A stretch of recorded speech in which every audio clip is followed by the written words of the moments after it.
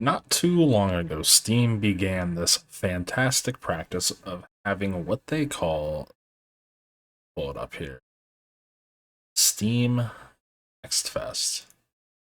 And Steam Next Fest is it's not a sale like Steam normally does. It's not, say, like the Game Awards where big studios come in and stuff. Steam Next Fest is, as they say, a celebration of upcoming games.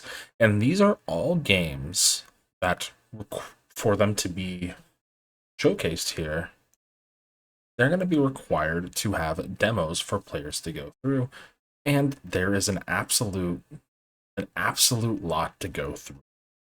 Now, I like trolling through these and finding other games I like games I've been looking forward to. Turnip Boy Robs a Bank. I loved Turnip Boy Commits Tax Evasion. It was a fantastic little Zelda-like game where you went through the world from a topish down view, much like classic Zelda titles. Collected items that helped you advance it. It was written very cheekily. Really dumb humor, some really smart humor, plenty of puns and references galore. And so, Turnip Boy Robs a Bank, with that being on here, I tried that. And one other game was suggested to me. Let me pull that game up, and it is on my wish list now. Let's take a look, shall we? We have Maiden Cops, and there's no nudity, there's no sex. If I'm gonna play an anime game, I don't want that stuff. That's just kind of dumb. It's definitely over the top, as you can see. But it's a beat 'em up. It's a beat 'em up akin to Streets of Rage 4 or the recent Teenage Mutant Ninja Turtles game.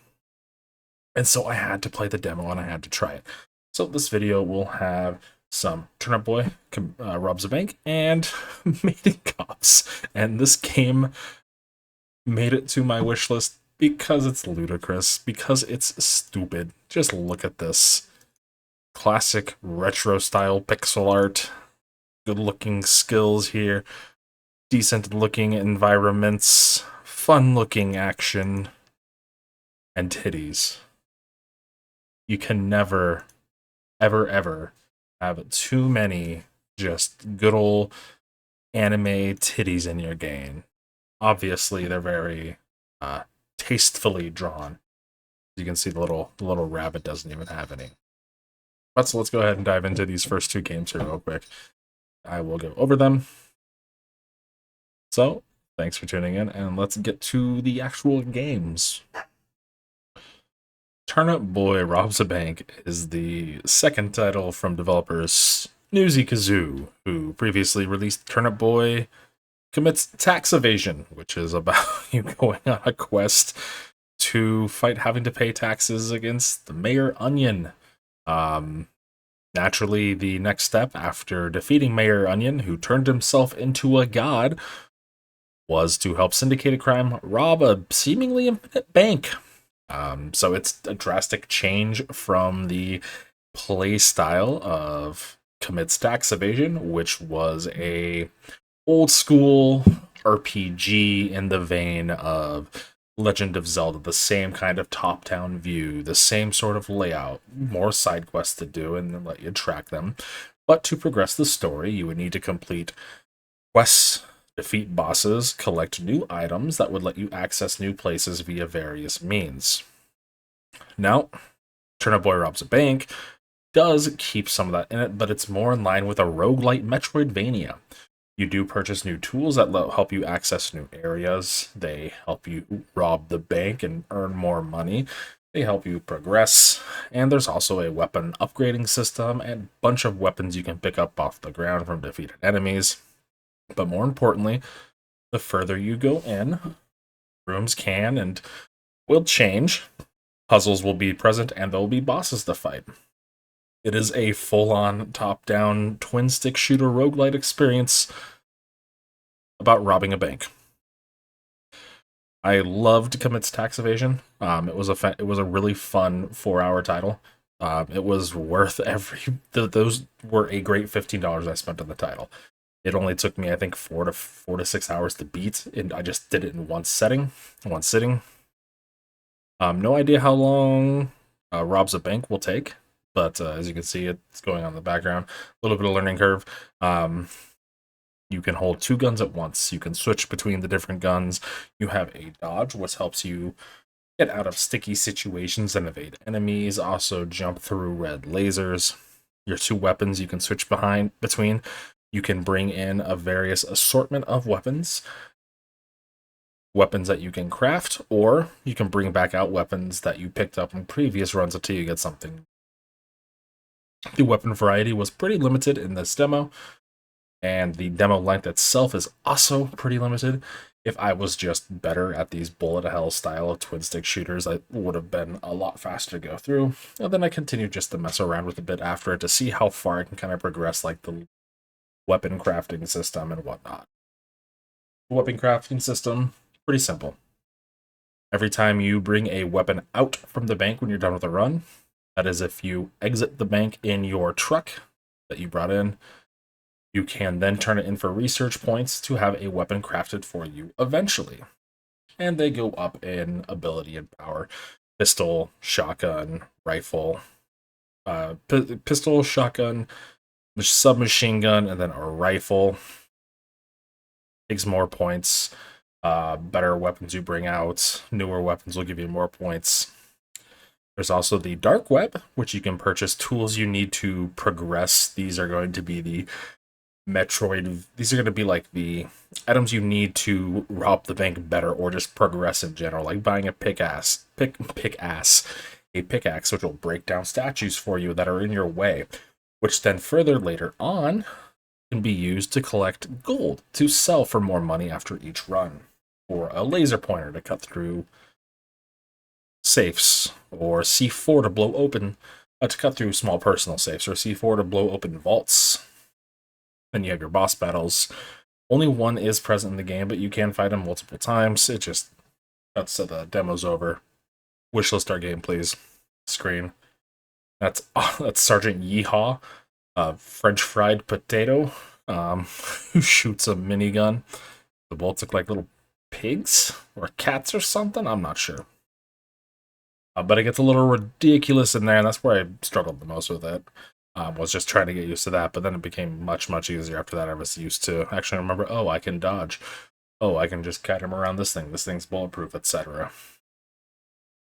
Overall, after playing through the demo, I am still excited for this game because there's still a lot of the characters from the previous title will return in some capacity. Annie the Avocado returns as your operations brains, who will do some research for you. It has the same art style, it has the same humor, it has the same dumb and funny writing, the same puns, the same everything. Everyone's favorites streamer, Tomato Slay Queen 23 is back and not paying clients, not paying her painters money, just giving them exposure bucks, which they say, well, I can't eat off of this. I need to find something else out. The writing is all still there. It's all still great. It's a title that I can't wait for. And I do believe that is still just slated as later this year. So yeah, later this year, you can go ahead and reprise the role of the hardened criminal Turnip Boy. Committer of tax evasion, tax fraud, slayer of gods, browser of the dark web, and robber of the upcoming botanical bank.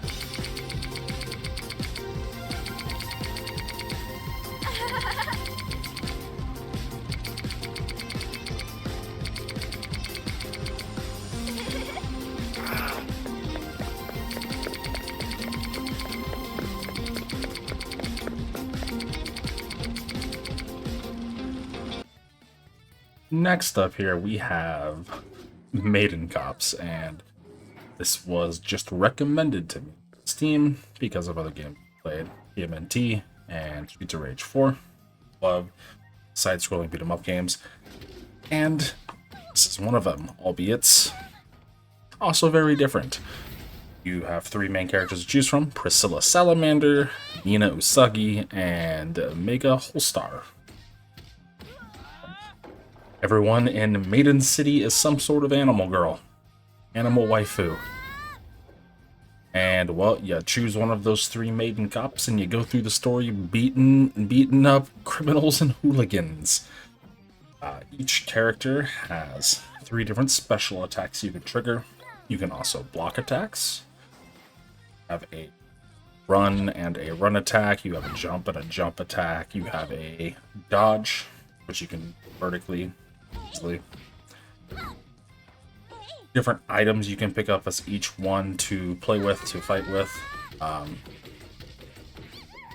Mega, she can pick up large weapons like lampposts and steel beams and use them, while other characters can use smaller weapons if they deem they want to. Much like those classic side-scroller beat-em-ups, food will appear on the ground, you'll pick them up. Other stuff in this game will appear on the ground that you can pick up for extra points to earn towards your life total or just score, such as characters' panties that you beat up. You will steal the enemy's panties, toys here or there, stuff like that. The game does look really good. It is framed as this classic, like, this would be a 32-bit game. The outline, the edges of the game screen have a curvature to it, like you're playing it onto a really old CRT TV. It has that feel to it. Now, the combat is not as good or precise as, say, larger companies' side-scroller beat 'em up. You're not going to be getting a really good River City Girls throwaway here, or Double Dragon, or Streets of Rage, or like that. You have only one attack, and it does quick little combos for you. You walk into them, you grab them, then you can throw them. So you're not going to be attacking or kicking or doing little combos like you can in those other games. However, for what it is, and what I'm assuming will be a pretty cheap game to begin with, you take a look at their other titles. They're all relatively cheap as it is. $3.99 and $5.99. Really, really cheap stuff, so you're not going to be wasting a ton of money on here. But for the aesthetic of it, me being an absolute fucking weeb, and how good it actually just looks, the design around it are just all, it's just all actually fantastic. It looks and sounds like a retro game, albeit it with Japan's post-World War II nuke waifu gun. It'll probably be worth, at least for me, it'll be worth picking it up when it does come out. I don't think I've ever slapped a wishlist button so hard on Steam before, and it is slated for some time in this year to be released.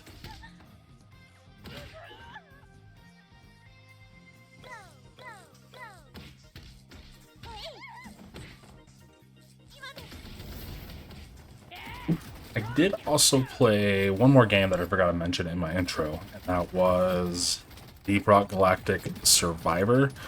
I went into it thinking it was going to be more of a traditional rogue-lite where, I don't know, think of it like Hades or something, where you'd go in with upgrades and stuff, but it was not that at all.